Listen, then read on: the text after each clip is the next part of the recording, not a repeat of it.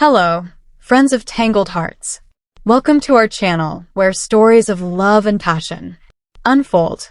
Let's begin our exciting journey into the world of human relationships. My husband and I met at his best friend's wedding when we were both 22 years old. For me, it was love at first sight. Mark also showed signs of interest towards me the very next day after the wedding. We met again in the park where our first date took place. Our romance was passionate and intense. Mark completely fulfilled me as a man and even more. He became the prince I had been waiting for deep down in my soul. He was intelligent, kind, handsome, caring, strong, and fair. He tried to cheer me up when I was sad, encouraged me in difficult situations, and helped me with my problems. He was my support, my ideal, and I sincerely loved him with all my heart. After 1 year, we started living together, and another year later, we got married. At that moment, the first difficulties for our marriage arose. My husband was never lazy. He always tried to help me in everything.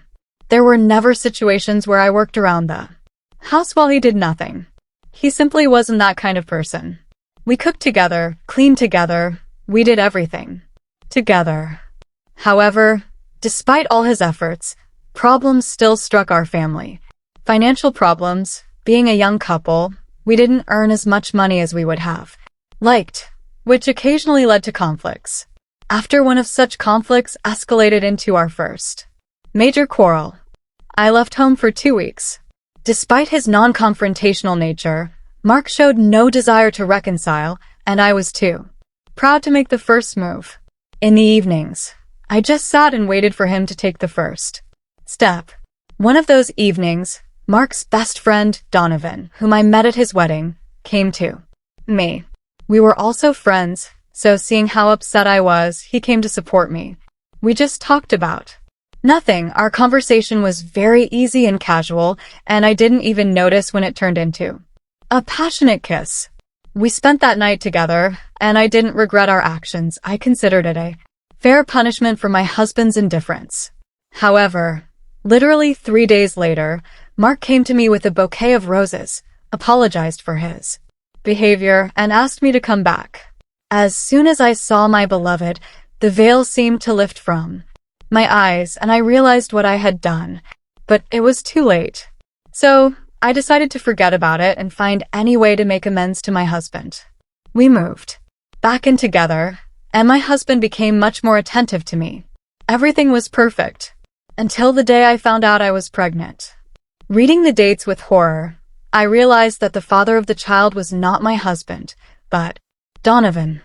I struggled with what to do for a long time, but I couldn't make a decision and continued to do nothing until it was too late for an abortion. So, the question of whether to give birth or not arose 6 months later. I gave birth to a son. Every night after leaving the maternity hospital, I looked at Mark and James and cried, realizing that because of my foolishness, I betrayed my beloved husband. I knew I had to tell him the truth, but I couldn't bear to break his heart.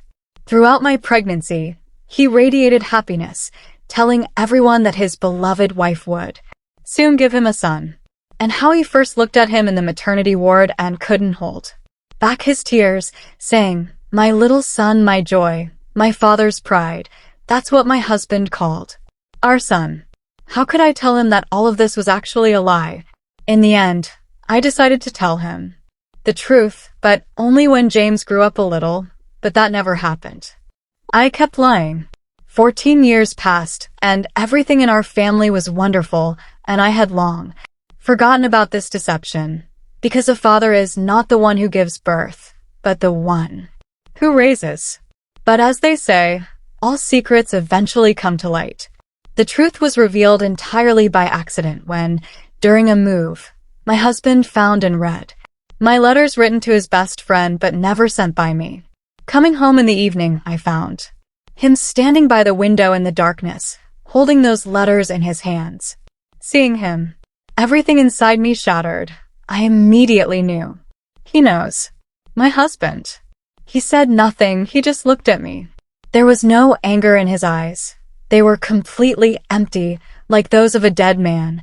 I burst into tears, begged for forgiveness, tried to explain everything, but he said nothing in response. I understood what I had done and was ready to accept any punishment, but Mark, he just stepped away from the window, sat on the couch, and cried. Seeing this, I completely lost it.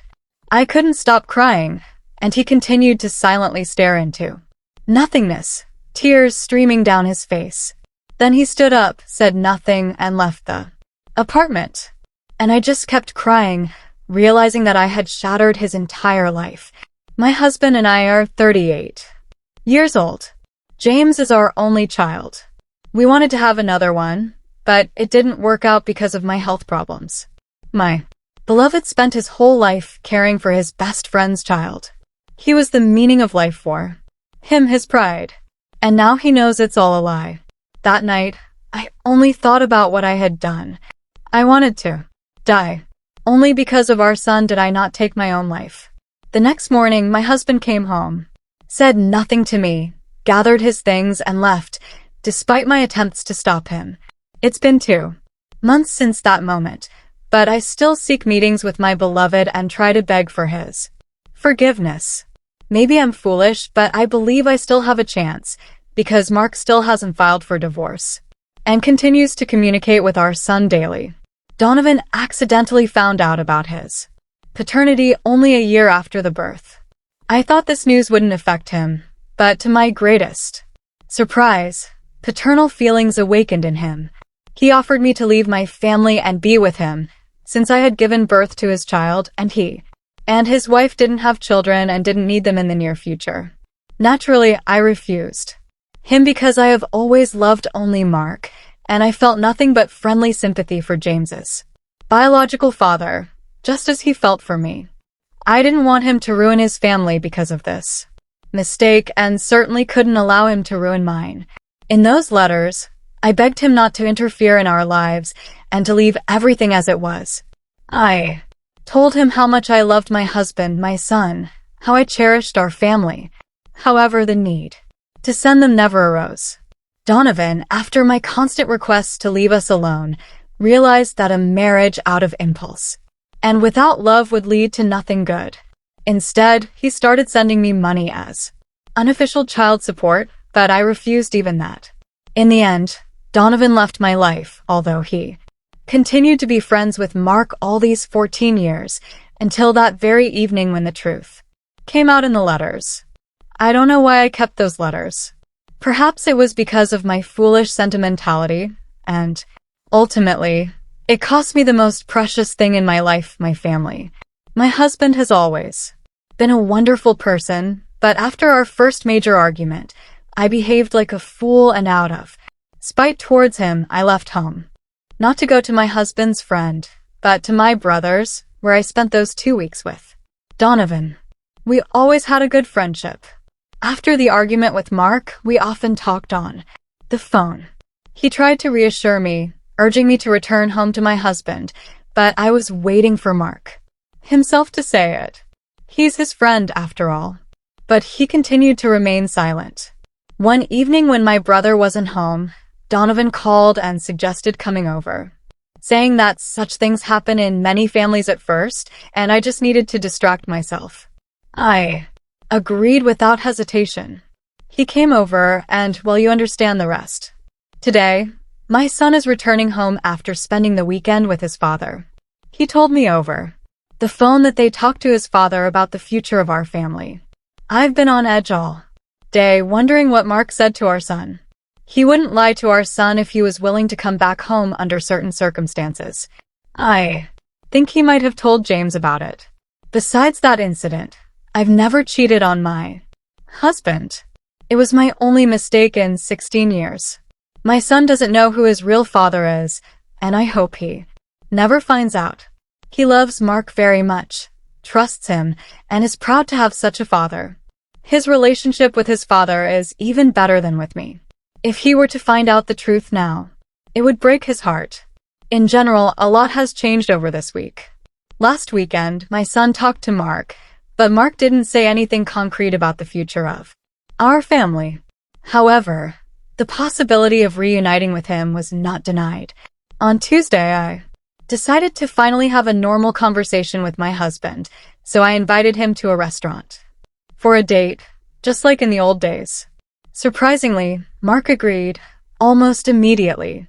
This gave me confidence that the outcome could be positive. We didn't stay long at the restaurant and decided to take a walk in the park. The walk lasted for more than 4 hours, during which time we reminisced about our past, how much we loved each other, and how good we were together. Then we smoothly transitioned to discussing our future. I asked my husband to come back to the family, but he didn't respond, although it was clear that he also wanted it. That night, I intentionally sent our son to stay overnight at a friend's house, so the apartment was empty, and my beloved knew about it. We spent that night together, just like in the old times. In the morning, we didn't have much time to talk. My husband and I were in a hurry to work. In the evening, when my son and I were having dinner, unexpectedly, Mark came. He came with his belongings.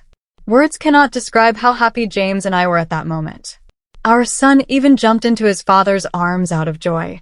Could it be that he really forgave me?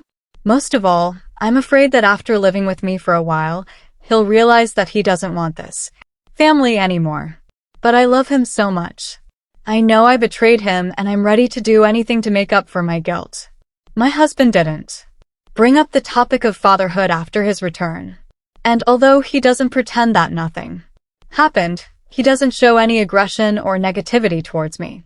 And most importantly for me, his relationship with James hasn't changed. Although I was afraid that Mark might stop seeing James as his son. Just yesterday evening, we talked about our son's future. We said that in 4 more years, our boy would be an adult and would probably leave home, too proud and independent. Mark said he enjoyed being a father, but we thought about having another child. I'm planning to make an appointment with a doctor soon, and I naturally told my husband about it. When he heard it, a happy smile appeared on his face. It was evident that he genuinely rejoiced at the news. In general, it was decided for me to become a mother again. It's been over a month since my last message. I started treatment.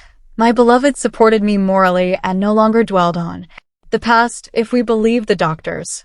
I have decent chances of conceiving, carrying, and successfully giving birth to a child after the treatment is over. Naturally, the treatment is not cheap, and it will take a lot of time.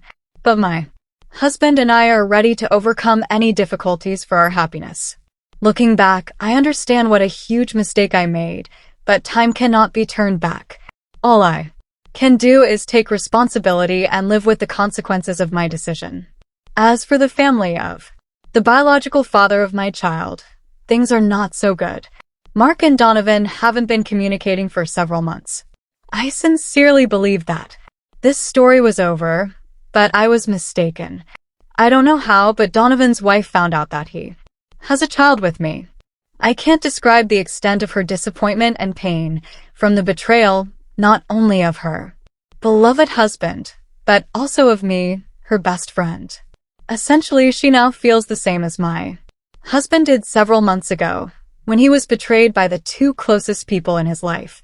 However, since she found out, we only talked once, and it wasn't a conversation, it was more like she was screaming curses, crying throughout the apartment, and even slapped me several times. Since then, we haven't spoken at all. I didn't even try to reach out to her. I fully understand that she will never forgive me. All this time, I hoped she would change her mind and give her husband another chance, but last week she filed for divorce and kicked Donovan out of the house. What I'm most ashamed of in this whole story isn't even before Alice and Donovan, but before their 2 daughters. They're still young, 12 and 5 years old, and now, because of my mistake, their family is ruined.